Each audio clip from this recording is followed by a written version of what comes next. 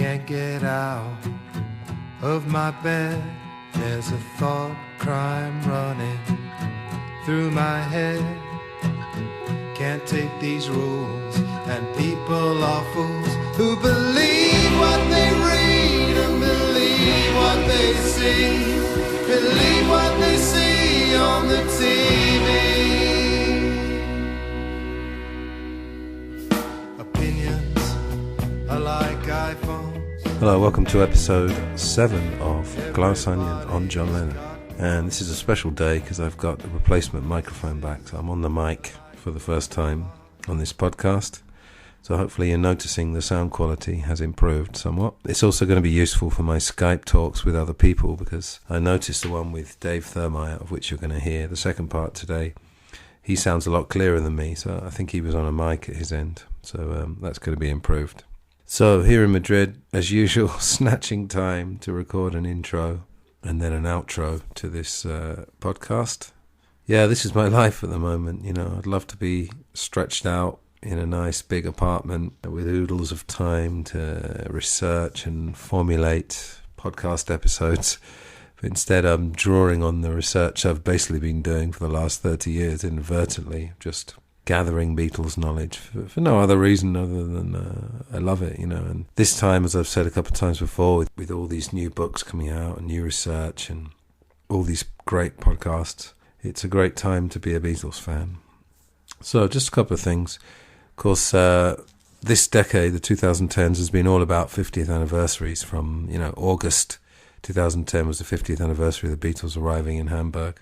And then they've just continued on and on. And of course, we've had the Pepper and White album reissues. And this year, 2019, we're going to have something to do with Get Back and Let It Be. 2 releases, apparently. And then I'm sure there's going to be an Abbey Road 50th anniversary. And there's going to be a Symposium as well, which Dave mentions at the end of this interview today. Of course, the anniversary that's passed this week is the 50th anniversary of John and Yoko's wedding in Gibraltar. Paul had got married the week before. Of course, this wedding and the subsequent bed-in Amsterdam at the Hilton Hotel were immortalised in the song The Ballad of John and Yoko, which is one of my favourites, actually. I mean, I think it's quite a simple song in terms of musicianship. They're not doing anything complicated at all, but I love the confidence of John Lennon's vocal. And of course, the metre of the lyrics is very, very Chuck Berry, you know, describing events, and the phrasing of the words is very special for me. And Paul's great harmony at the end of it really works. So the first bed-in wasn't the one that yielded Give Peace a Chance. That was the second one. But yeah, they were at the Hilton.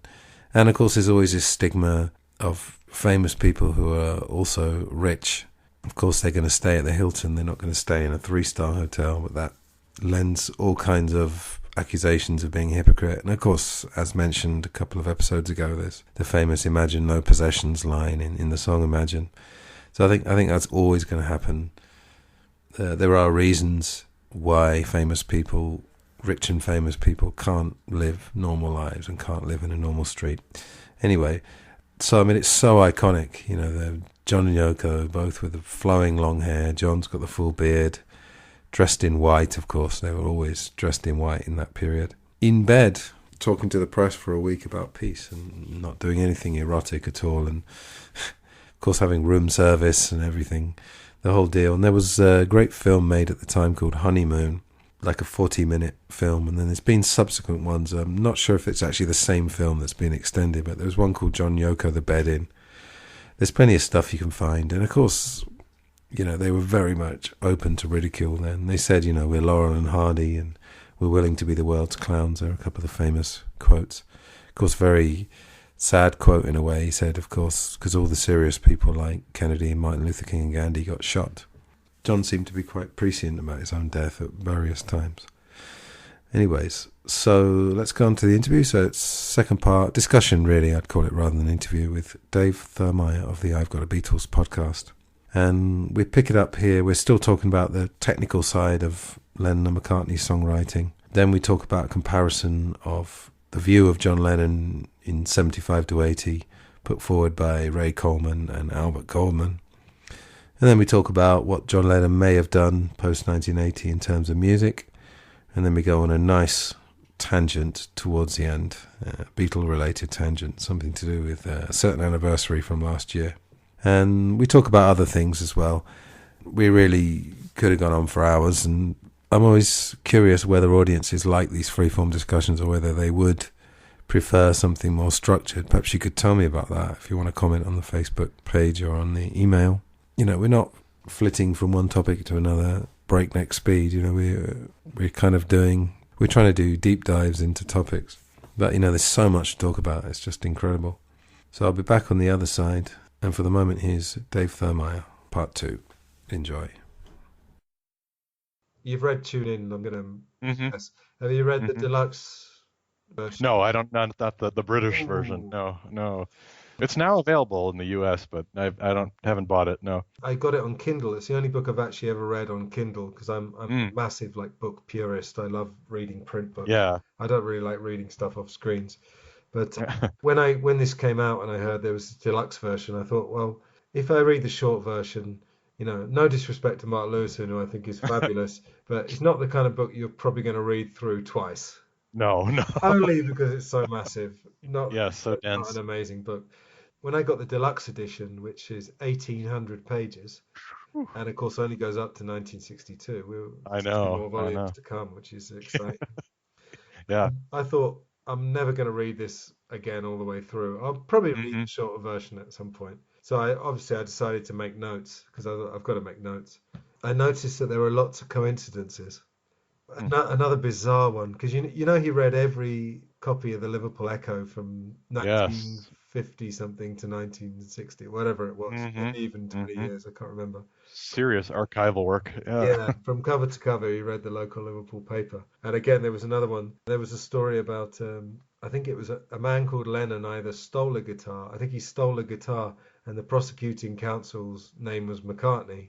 No. And then there's other things. When Paul McCartney first moved to an area called Speke that you might have heard of, that George Harrison also lived in, the family next door were called Lennon again, which is just weird coincidences. Yeah. Well, I mean, I don't know about you, but I tried to pitch this to Rod Davis, and he wasn't interested in my theory about that there is something preordained about the Beatles story. It's so bizarre. I mean, there's too many things came together so well. The pieces fit so well. Yeah, but too many coincidences as well. Yeah. Although Rod Davis, I asked him about the famous Eleanor Rigby tombstone, because again, for people that don't know, Paul wrote this song, and the Eleanor came from Eleanor Braun, and Rigby came from a shop called Rigby's, discovered in the 90s in the graveyard of the church where him and John Lennon met. There's a gravestone called Eleanor Rigby. Again, Rod didn't think too much weird about that, which is absolutely fine, you know. I don't know where we were going with that. Where were we going? Oh, yeah, sort of talking about technicality. So, are there any John Lennon songs that you would maybe say are the best from a technical point of view? Well, examples of, it's hard to say, to change from your favorite songs to ones that are really great from a musical technical perspective. I think some of his piano songs are really interesting, like How, Watching the Wheels has always been a favorite of mine. Woman, I think, is great. That key change always strikes me when that comes in. Oh, woman, and it just goes up a step, I think. So tunes like that. I also like the simplicity sounds negative, but the kind of leanness of some of the Plastic Ono Band tunes like Remember or I Found Out or something. They're very simple, not technically challenging, but there's a certain feel that is very hard to replicate. I think you can categorize him in terms of the most interesting harmonic type music, which could be things like with chord progressions like some of the Double Fantasy tunes or Imagine or things like that, as well as the ones that are feel based, which are simple tunes but really have a presence to them.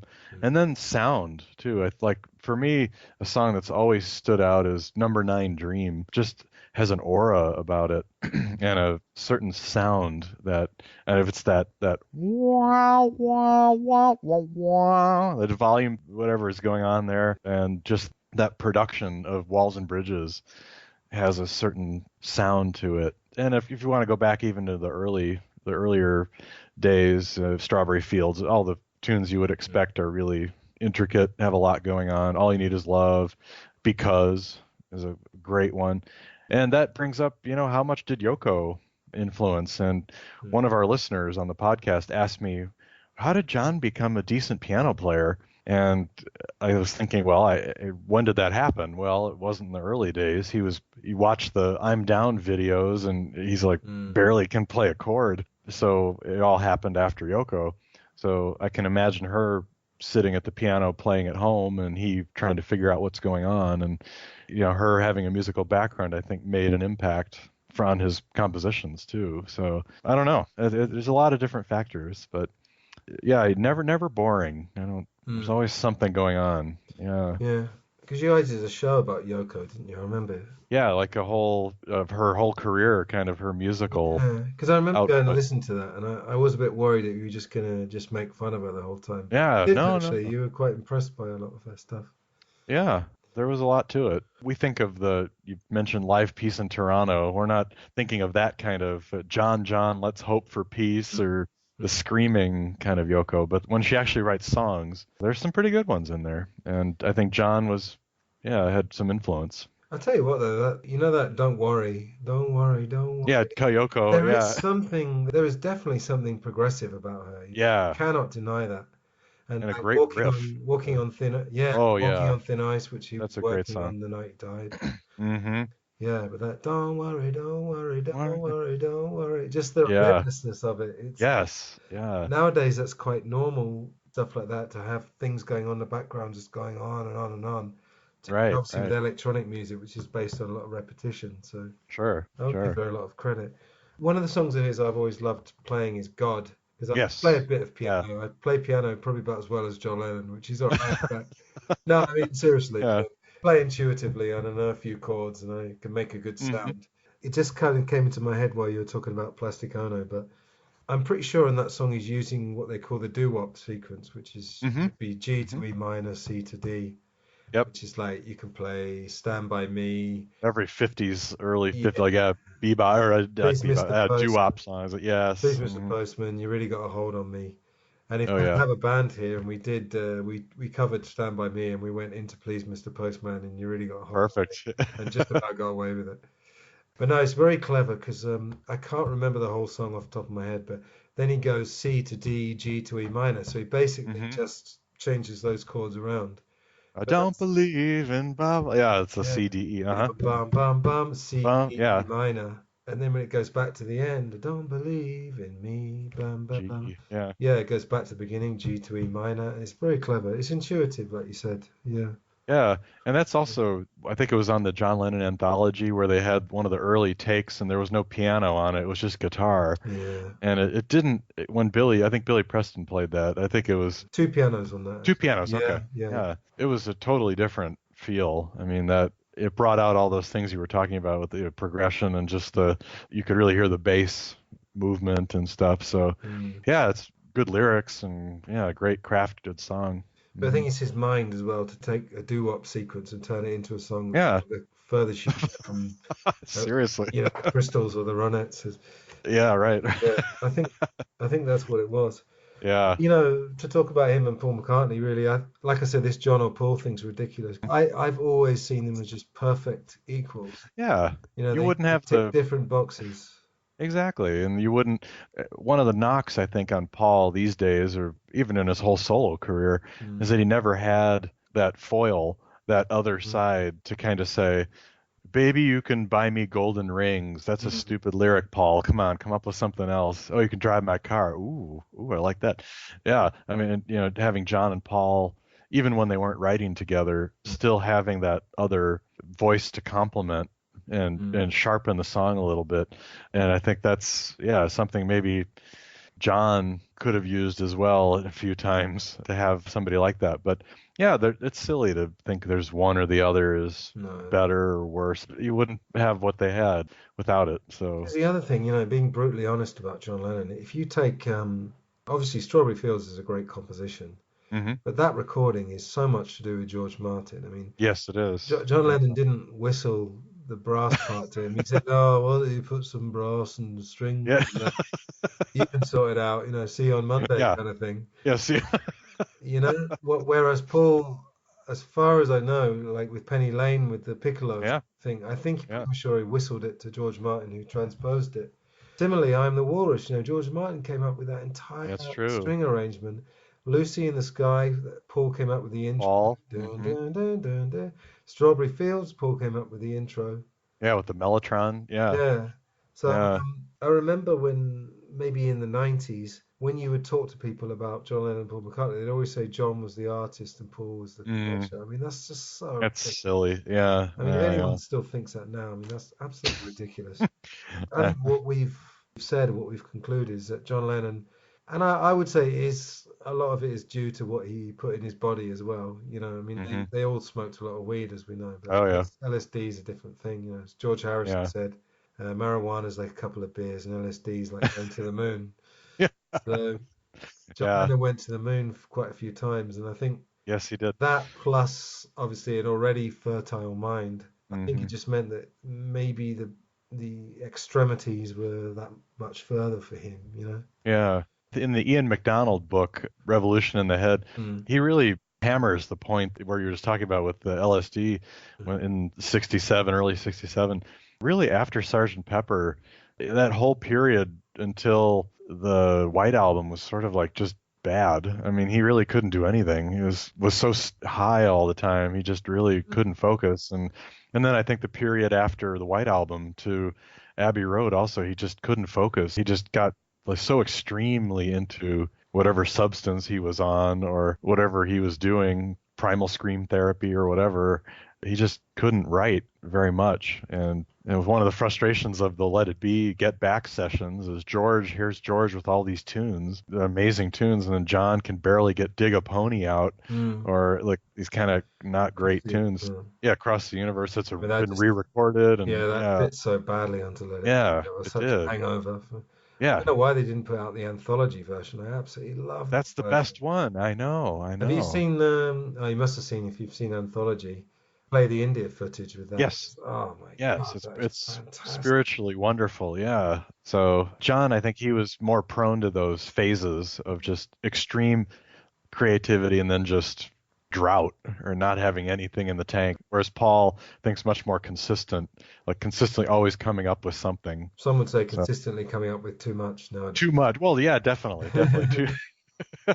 Yeah, definitely. Listen to our few podcasts. You'll hear some comments on that. Listen to them with Egypt Station. Yeah, Egypt Station. Yeah, exactly. I think we've summarized that fairly well. What about lyrics? Anything leap out? Much more of a literary basis, I think, and more whimsical, certainly in a lot of cases. But he could also have this extreme directness. I think a lot of Paul's lyrics, and Lennon talks about this, but sometimes a lot of Paul lyrics are just throwaway, first thought kind of just story things. And whereas John, you'd be hard pressed to find a lot of just ridiculous, goofy lyrics. Sometimes when he's trying too hard, maybe in the sometime in New York City period, the political stuff comes off a little weak. Power to the people, sloganeering. Yeah, there's a certain, I don't know, his lyrics are more true or real. There's something that rings a little more authentically in John's lyrics for the most part. Yeah, but then when Paul does do something that's personal, you can really feel it. Like obviously, you can feel it. Yeah. And right. Great. It's real, With John Lennon, I think there's just lyrics that leap out. I love "Crippled Inside." I've actually I've always loved that song. I saw there was the Imagine John Lennon film that came out in '88, which 88. Yep. Him sort of narrating it. I remember seeing it in the movie theater. That was a very good film. But then there was one that him and Yoko made called Imagine, which was basically music, again, air quotes, music videos for their album. Very weird, the one where they're playing chess and they're putting the pieces in their mouth. Yep. And he's playing pool and the table's just full of balls. It's very strange. I loved all that stuff. And then, even when I was a kid, I loved all that stuff.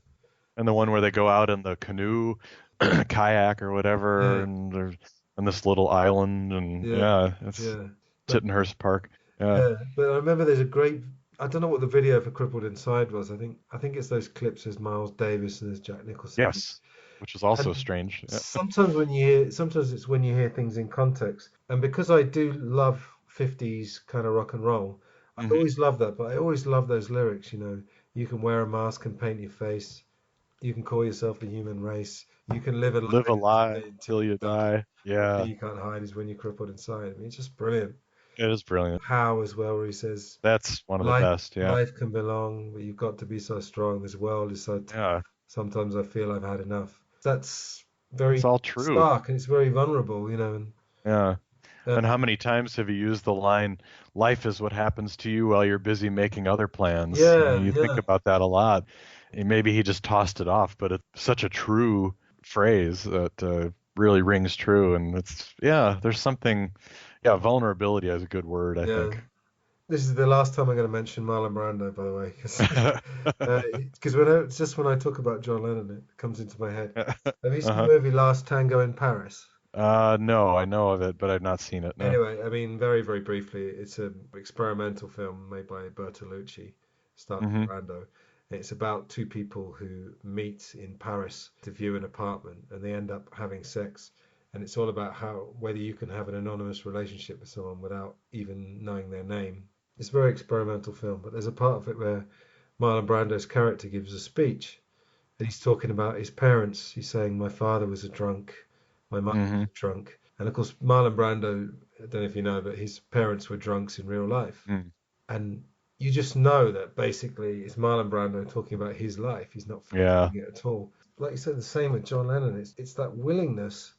Some would call it desperation, maybe, Yeah. Maybe it's cry desperation. out. Yeah, because John Lennon said, one of his theories, which was quite good, is I'm famous because of my repression. I'm famous because I have more of a need than most people from people to see me on stage and to say, Mummy and Daddy, will you love me now, kind of thing. Yeah. And, like him or hate him, you've got to admire that. Or yes. I mean, who else could write a song, My Mummy's Dead? Yeah, that is chilling. Chilling, yeah. And the sound of it and just the whole, and he uses that same guitar style, the Donovan kind of style from Working Class Hero and Dear Prudence and all that sound, and it's just so haunting in that spot, especially. Well, also it's a tune of Three Blind Mice as well. Yeah, it is. Yeah, exactly. Which, again, there's a nursery rhyme. Childlike, yeah. Childlike, there you go. And there's a nursery rhyme. And one of the things, I don't want to go on too much of a tangent, but I've always been interested in the psychedelic period. One of the differences between Britain and America is that the British psychedelia, which would be sort of Syd Barrett, early Pink Floyd, is much more whimsical and much more nursery rhyme-y. Whereas from what I know, like the American, maybe the Grateful Dead, that kind of thing, it's a bit more, I don't know, adult might not be the right word, but it was, looking for the meaning of life, looking for kind of the bigger scene or, what's going on? Why are we here? How did it happen? The philosophical outlook instead of Piper at the Gates of Dawn or But I think there's that fascination because, anything related to childhood, adults tend to find it quite intriguing or charming if it's done properly. We all think of our childhoods, I guess, as this idyllic period, unless you had a particularly traumatic period, which obviously, unfortunately, is a case with a lot of people. But otherwise, we tend to look at it like that. So something I was actually going to do a whole show on, but I'm going to talk about it now instead. So you mentioned earlier the Ray Coleman book. So for people who don't know, in '84, Ray Coleman brought out, I think it was the first biography, is that right? The first like series, of John. Especially, since he died, I think after he died. Oh, of course, yeah. So that would have been 4 years after he died. If you read it now, I mean, it's a pretty good book, but it's very sanitized. I mean, he was a friend of his, and it mentions drug use, but it kind of implies that he gave it up by 72. blah, blah, blah. And then 4 years later, you get this book by Albert Goldman, who already brought out a book about Elvis, which I haven't actually read. I've read some other stuff about Elvis. Most Beatle fans, Albert Goldman's almost in the same category as Mark David Chapman as seriously, the name you can't mention. So this book came out, and I mean, it's difficult to summarize it, isn't it? But the most ludicrous claims, I guess, him and Brian Epstein were having an affair the whole that's a big one career. Of course, more seriously, he may have killed Stuart Sutcliffe, Sutcliffe's sister, has kept bringing out books and keeps changing her story. And who really knows? Yeah, who really knows? But then there were some other claims.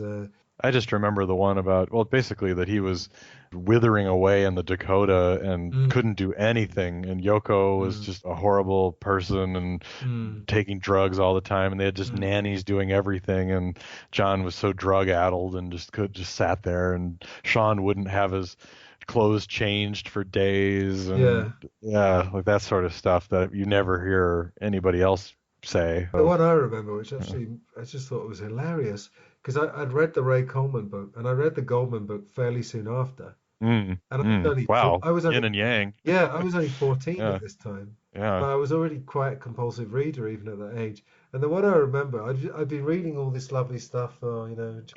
He took drugs. Peace and love. Yeah, he took drugs, but he was generally a good guy, and he got over it by 1972 or whatever. And then the first bit of the Goldman book, first of all, he comes into the Dakota kitchen stark naked. Yeah. But listen to this. Do you remember this? And what's happened is that as soon as he gets in the doorway, Yoko's put a load of cat shits in the doorway. And he steps into them. John Lennon, the great rock star's naked and steps into cat shit. All right, fair enough. All right. Or it's going to be a bumpy ride. Yeah, it's going to be a bumpy ride. Yeah. But it's interesting what you said about being drug addled at the Dakota, because I'm actually about to defend that view. Maybe, I don't know. Yeah.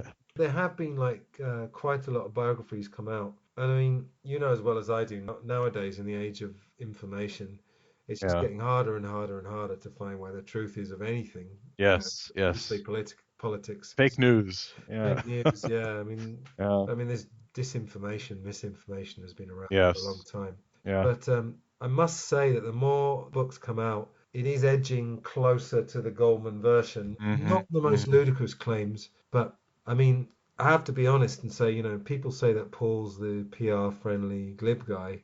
Yeah. John Lennon, even on the last day of his life, told a massive lie, which was that he'd hung his guitar up for 5 years and not touched it. Which is totally not true. Yeah, and I actually found out the truth when I read Philip Norman's book. Philip Norman's not someone I had much time for at all. But anyway. No. What had happened was he bought a specific guitar in 1975 and hung it up on the wall and may not have touched it for 5 years. Of course, that got spun as he hadn't played music for 5 years. Any guitar, yeah. It was that particular guitar. But of course, we know from Fred Seaman's book, which I quite liked, I thought that was a good book. He had an Ovation guitar. There's loads of pictures of him playing that. Yeah. We know from this thing called Between the Lines, this bootleg. In fact, the truth was that he was writing continuously. He was just writing in a kind of an aimless way. Yeah. Also, he told another massive lie, which was that he said, quote, all the songs from Double Fantasy came to me in inspiration. Oh, yeah, right. In fact, 2 or 3 of them are actually 2 or 3 songs stitched together. So it's actually the complete opposite. So, and May Pang said the same when I read her book. She said he was very slick in interviews. He was very... they all do, yeah. I mean, the Beatles, they had so many interviews. They knew how to work the press and how to, they're sort of like politicians in a way, let certain things through and stretch the truth and But then you might argue they're protecting themselves, aren't they? Because even John Lennon doesn't want too much scandal in his life. No. It's amazing to think how he'd have got on nowadays. Oh, different world. Would he have Facebook and yeah. Oh, yeah. Who knows? Yeah. Anyway, the question I've got is, from what you've read and everything, if you take John Lennon from 75 to 80, where would you think the truth might be on the spectrum between Coleman and Goldman? Yeah. Let's do a bit of sleuthing here from the evidence. Interesting. Yeah. I don't know. I think you make the good point. I mean, that he continued to play and continued writing all these songs, so he never really gave it up. I wonder if it was just if he felt, now I've got a child and I really need to, this maybe sounds like the rose-colored glasses, but I wasn't there for Julian and now I'm going to be there for Sean. And so I really am just going to focus here. But then you hear the stories that, he wasn't completely clean and he was still dabbling cocaine or something every once in a while, so some drugs coming back. I would guess somewhere in the middle. He looks pretty good, I think, for the most part, when he's on the Bahamas and doing his things, and seems to be having a good time. I don't know. haven't really thought about it in great detail, but I wonder that this guy who comes back and does Double Fantasy and starts going on the media circuit again in these big interviews. Yeah, he does. He's very secretive because he says, "Oh, I just baked bread for 5 years, or I, did these little things." But we know there was a lot more. I'm curious, really, what Yoko's role was too, because she's painted as the business person and handling all the affairs and doing all that, and John's kind of just hanging out. I mean, do you think it was that simple, or? I think he was a person who did have trouble doing the daily life. Yeah.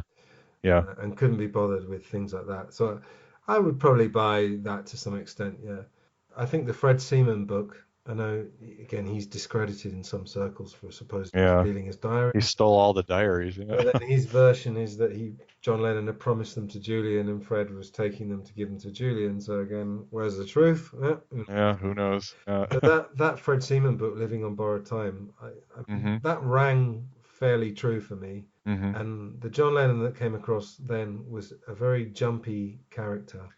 Yeah. Who did smoke a lot of weed. I mean, I would guess he probably smoked weed most days.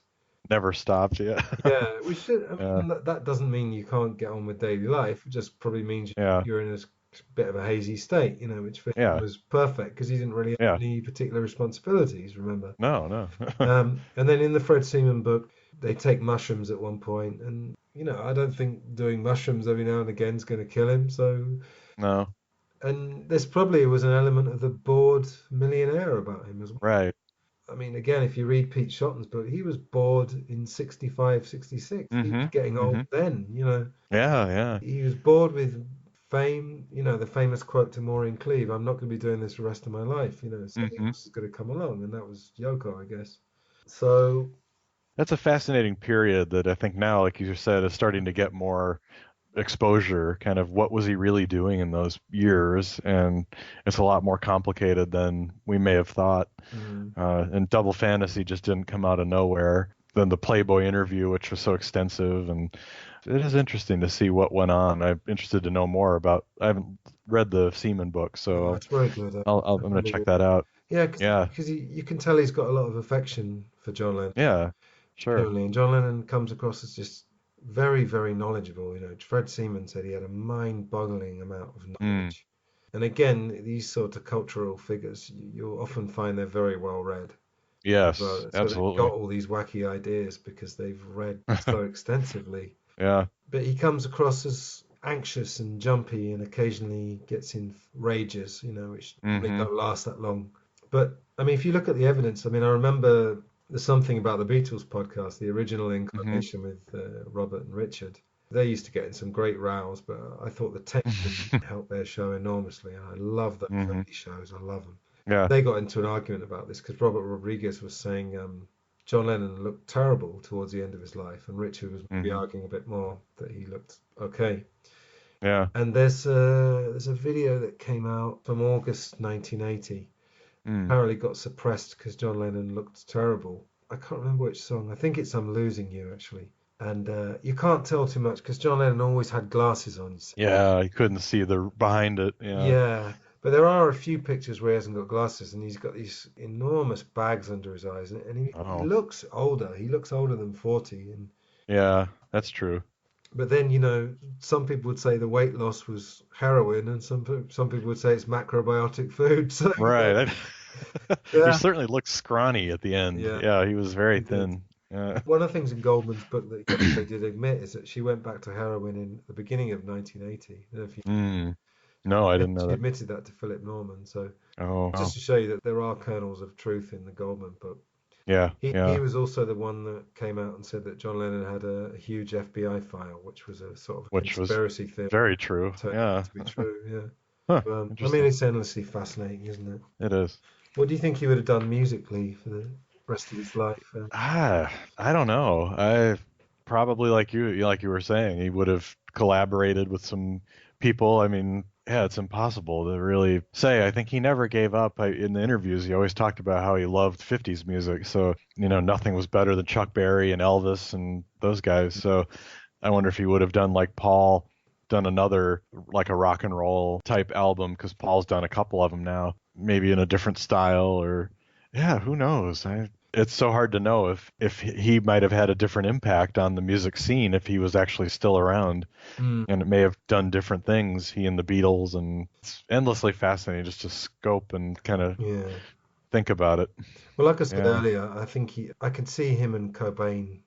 Sure, the grunge guys. He would Yeah. have loved grunge because Oh yeah. he would have just said, "Oh, you've gone back to what I played." The way it used to be. Yeah. Yeah. Real rock and roll. Yeah. Really. Yeah. I guess Oasis. He probably would have. Him and Liam, maybe they probably would have done something. I think he would have embraced that. He would have taken that in a good way. I think so. Spirit. Mm-hmm. What do you think he would have thought of the anthology? Do you think he would have been into that idea? I think by that point, yeah. Probably would have. I felt like, by then, they all kind of mellowed by then. I think it was, especially it had been in the works, and who knows if Neil Aspinall and all of them had been like, okay, come on, guys, this is a good time to do this, and because they'd started on that, The Long and Winding Road, I think was the original documentary that was happening while they were alive, and well, that was almost immediately after they'd split, actually, that stuff. Yeah, it was. That's right. 70, Yeah. 71. Mm-hmm. Yeah, I think by that point they would have, especially after we were saying that they had started to mend fences, John and Paul, and I think time would have healed some of those wounds. All right. Yeah. Last thing. Yes. We're going to have to stop. I know, this is fascinating. We could go forever here. Yeah, we could. Yeah. If anybody's still listening, I know. Yeah. Hang in there, listeners. 5 minutes. Yeah. I just thought, since you're from the States and I'm from England, we could swap a few notes on maybe how the Beatles are or were viewed. Where do you think they stand in American life? Either John Lennon or the Beatles, either. Yeah. Well, the best perspective I can get is through my students and how they react, because they're each generation, each group keeps coming up. And I think John Lennon is viewed as kind of a hero, or sort of like he's the one you put on your wall. If you're going to put a Beatle poster, you want John Lennon because he's got opinions. He's iconic, I would say. The picture of him at the Statue of Liberty, there's certain iconic things about Lennon.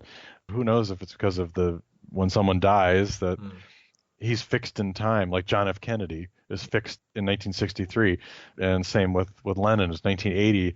You never got to see him turn into Paul with, should I dye my hair, or should I let it go gray, or any of that stuff. He just died right at 40. That was it. And so I think his image would have been very different if he'd been alive. But nowadays, he's seen as the rock and roll rebel kind of John, the guy for peace who's standing out there. And so very positively, I would say. And also because Yoko has lived here, they lived here for last 10 years of his life or so. There's a lot of Americanness in the Lennon discussion. I mean, I was just in New York. I go semi-often to New York, and I always make a point to go visit the Dakota and Strawberry Field and the Imagine mosaic. And he's almost synonymous with New York, much more than the Beatles are. It's John Lennon, New York City, really go together. But in terms of the Beatles themselves, there's never a shortage of people wanting to spend money on new Beatle product. Yeah, they're still the greatest, and I think students, every generation keeps passing them along. My students talk about how their parents played the Beatles and their parents played the Beatles, and there's still an excitement and magic about the Beatles that has never left since February of '64. Yeah. Well, I think one of the things that they benefit from, actually, is that if you think of the way music has gone through the 60s, 70s, 80s, 90s, there was a kind of a 60s revival. Mm-hmm. Even the 70s, there was a 50s revival. Right. We've almost, I don't know, is this right or not, but it seems like we've almost exhausted thing. I mean, with guitar music, what else can you do? Yeah. So because we're not really in a time where certain things are considered hip or unhip, everything's been done and it's gone round and round a few times. Right. That I think really they're just so all-encompassing. Yes. They're never going to fade. I mean, no. The other thing is that in the end, this total guitar edition I was talking about, They said, beyond the long hair and the screams and everything else, in the end, it comes down to a combination of melody and harmony. Yep. Which the harmony would be the chords. And I'm not talking about necessarily vocal harmony, but putting melody over a certain harmony, over chords. That combination is not going to die. There's no reason for it to die. So, in one interview Paul McCartney did, this fellow called Michael Parkinson, who's a famous... Yeah, I remember the TV show. Yeah. Yeah, he did a show with Dick Cavett, actually, once in the 70s. Uh-huh.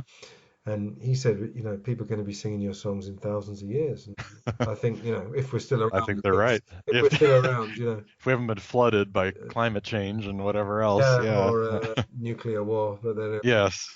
Yeah. No, seriously, I mean, I think he's dead right, And even, funnily enough, what's considered the best Beatles music seems to be sort of constantly being revised. I've noticed that I haven't actually lived in England for 12 or 13 years, but I go back fairly regularly. And it actually seems like the early music is sort of having a bit of a revival, Oh, yeah. And people are realizing, particularly musicians, that they were using a lot of the same tricks with the early stuff as with the late stuff. Yeah. So I think, for the Beatles as a cultural and musical entity, I think the future's very bright, Very bright.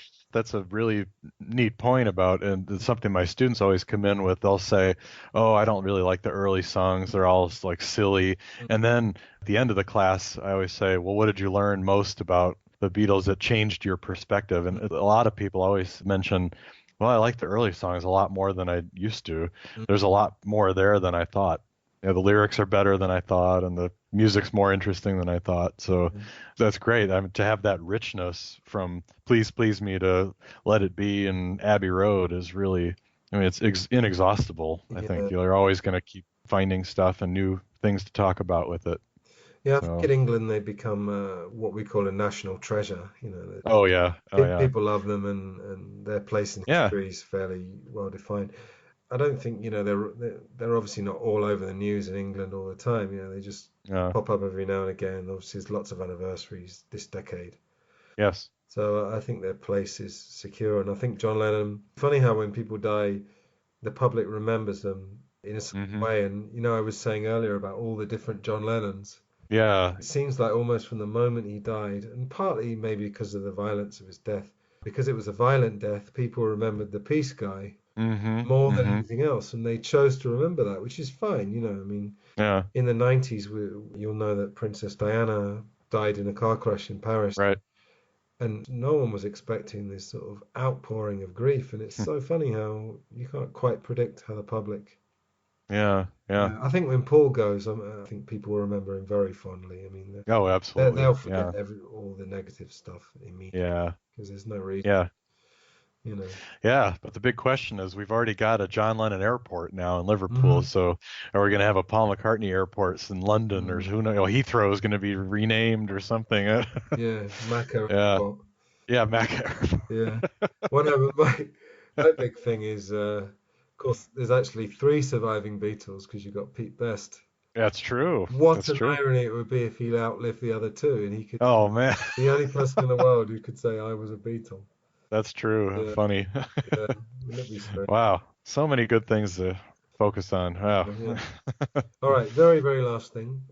Yes. Just talk for a bit about the White Album, because you enjoyed the reissue a lot, and you went to the Symposium. So can you just give us a very quick summary of that?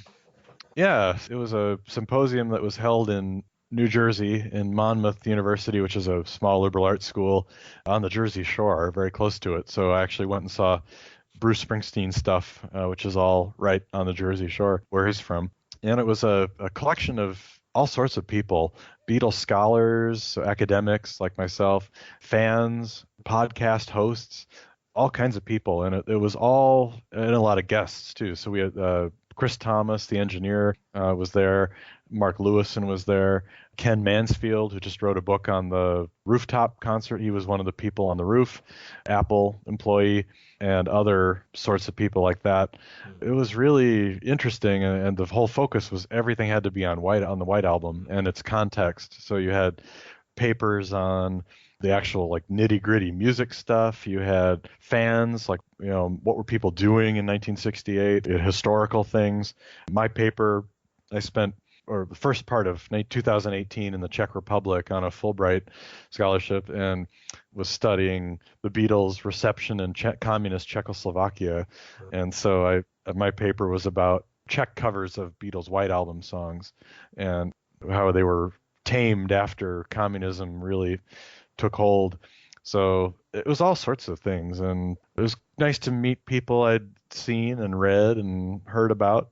So it was a fun couple days of Beatle music and White Album. And I think the capstone or the big keynote speech was Mark Lewison. At the end, he gave a 2-hour talk. And what he did is the visual he had was like a date book. And it was the whole year of 1968, kind of what the Beatles did each day. And the White Album was hardly part of it. It was mainly, Paul went and recorded with this person, or George was doing Indian stuff here, or John was meeting with Yoko and talking about peace, or Ringo was here recording a movie or whatever. Just how busy they were, and to put the White Album in its full context of how it came to be. So it was a terrific talk, and I hope it's a precursor of what we're going to read if in 2043 when we get the next edition. Is this talk online anywhere? Or? No, a couple of us sort of may have slipped a phone in here and there. You can slip me that later. Yeah, I'll slip you that link. But yeah, it wasn't officially recorded. Was anything officially recorded from there? No, I don't think. Well, I think some of it was, but I don't think it was. It was not streamed or anything. I was hoping it would have been. But there's going to be another one, I'm told, for Abbey Road this year in the University of Rochester, the Eastman School of Music, where I went for my master's degree in Rochester, New York. There's going to be another one of these symposia to look at Abbey Road. So it's become quite a thing. We can thank Ken Womack as the big mover and shaker behind all this. He's a great Beatles scholar and professor, and yeah, it was a very successful event. And did they play any of the album on big speakers or anything? Yes. I didn't go to them. It was the day of the package thing came out, and mine was waiting at home for me, and I refused to listen to anything. I didn't want to hear any of it. I wanted to get it for myself. But they did have listening parties when it came out, so you could hear in the auditorium speakers, and I'm sure people said it sounded amazing. And then Lewison was up there talking, and Chris Thomas was there commenting on things, and it was really cool to hear all the people who were there and knew the ins and outs of it. There was a lot of discussion about the outtakes and the Escher demos and a whole package that came in. But I think what it did was it gave everybody, even if you loved the White Album, you loved it more. But if that wasn't your favorite album, you got such a greater appreciation for the music, and that set is so fantastic that it couldn't help but do that. Yeah, man, I have to say that I would probably never be pushed to give my favorite album. But I must say this year, 2018, the year just gone, I must say I'm really edging towards the White Album quite strongly. Yeah. I mean, partly because it's a double album, so you're getting more. It's something to do with the equipment they were using was a little bit better, overall pepper. They didn't have to do this thing of like attaching 4-track machines together and endlessly bouncing one onto another. Right. I think, like I was saying earlier, the way that music's gone, in that it's gone through all these cycles and it's reached a point where there's not too much, so people are digging back to sort of music hall or whatever. It's really coming out well. And Paul, I mean, really, the guy is another kind of genius. You can call John Lennon a kind of a mad genius, but something like Martha, My Dear, or Honey Pie. Yeah. I mean, they use this word pastiche, which is a slightly negative word, it's kind of meaning, I don't know what the definition is, but it's sort of a song that's done to mimic a certain model style. But it mimics the style better than the style itself. Yes, it does. And, and having learned, I play a bit of piano, and Martha, My Dear is probably the most challenging thing I can play. It's a tough tune to play, You really get such an appreciation for it, and Yeah. And then learning in the book that it was I think it was one take. It was Wow. very, very few overdubs, just some of the orchestral stuff. But basically, Paul was playing it straight, so pretty impressive. Yeah, I mean, he is very impressive. Let's say. Yes, yes, his musical talent. Yeah. Like we were saying earlier, I mean, he had more specific directions to give George Martin other parts rather than saying, I want to smell the sawdust on the floor. And or sound like the Dalai Lama on the hilltop. Yeah, on the hilltop, right. But maybe it's the combination of the mad genius vision with the guys who've got the chops to put it together, kind of thing. Yeah, that's the secret. Yeah. Exactly. Yeah. Whew. We're gonna have to send this to a close because we've been 2 hours. We've done well. Yes, we have. And thanks so much for doing it. Can you give us the link or the website for your podcast? Yes, you can go to I've Got a Beatles podcast. You can find us on Facebook. You can also the link to the podcast itself is I've Got a Beatles podcast.podbean.com. Okay. You can also Google it, and you can get if you want to subscribe on iTunes or any Stitcher, we have that too. So you can hear us in a lot of different places. But I've Got a Beatles podcast, all one word, will get you everything you need. Okay, wonderful. And if we've got the energy left, we might talk again in the future. But yes, absolutely. There's obviously a lot of good topics, and I love this up again for a while. Yeah, exactly. I know. No, it's been fun. Thanks very much for doing this. Well, thank you, Antony. I really appreciate it. Stay on the line, and I'm saying goodbye now. All right. Okay. Bye. Yeah. Bye. So there you have it, friends. Another episode in the can.